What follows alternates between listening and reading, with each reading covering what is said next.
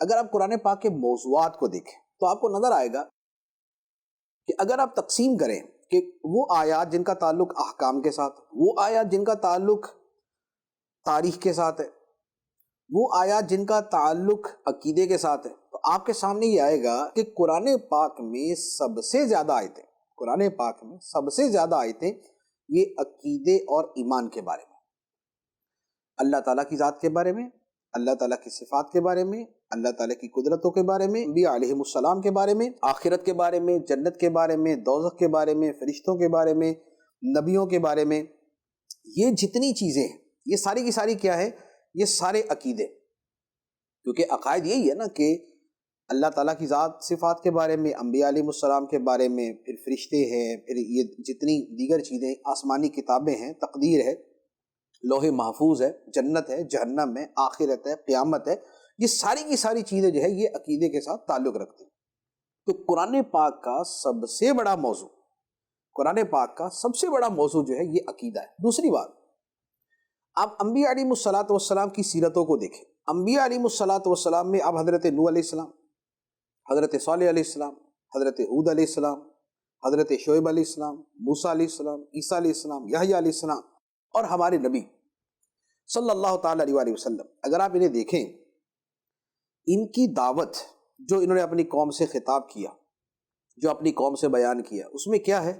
اس میں سب سے زیادہ عقیدے کا بیان، توحید، رسالت، آخرت، توحید، رسالت، آخرت.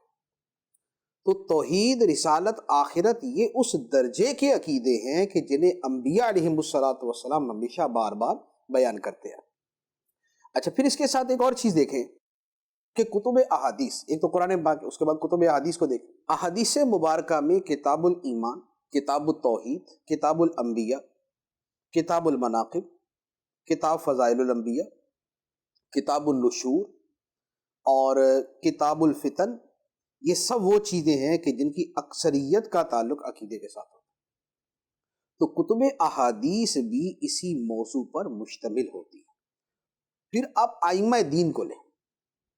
اگر آپ ائمہ دین کو لیتے ہیں تو آپ دیکھیں گے امام اعظم ابو حنیفہ رضی اللہ تعالیٰ، آپ کی جو سب سے مشہور کتاب ہے وہ فقہ اکبر ہے، الفقہ الاکبر، الفقہ الاوسط کے نام سے بھی ایک دوسری کتاب ہے. یہ کیا ہے؟ عقیدے کی کتاب. اور امام اعظم پہلے متکلم تھے، یعنی علم عقیدہ کے ماہر تھے.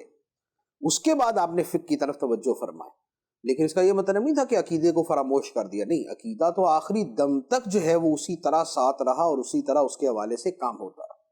اچھا، اسی طرح امام احمد بن حنبل رحمت اللہ علیہ کی جو سیرت ہے، جو آپ کی تکلیفیں اٹھانا ہے، جو بادشاہ کے سامنے کھڑا ہونا ہے، جو معتزلہ فرقے کا رد کرنا ہے، جو قرآن مجید کی عظمت کی خاطر زندگی کا ایک بڑا حصہ تکلیفیں اٹھانا ہے، یہ سارا کیا تھا؟ عقیدہ.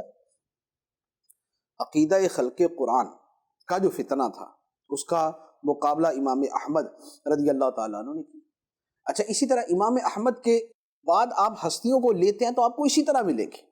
ہم اپنے قریب زمانے میں جیسے اعلیٰ حضرت کو اگر لیتے ہیں تو اعلیٰ حضرت کی ذات جو ہے وہ ہمارے سامنے بہت اعتبار سے آئیڈیل ہے، لیکن جو سب سے مین پوائنٹ ہے اور جو سب سے بنیادی پوائنٹ ہے اور جو سب سے نمایاں ہے وہ کیا ہے؟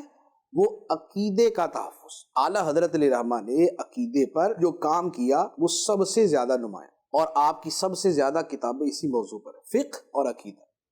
یہ دو موضوعات ہیں جن پر آپ نے سب سے زیادہ کام کیا.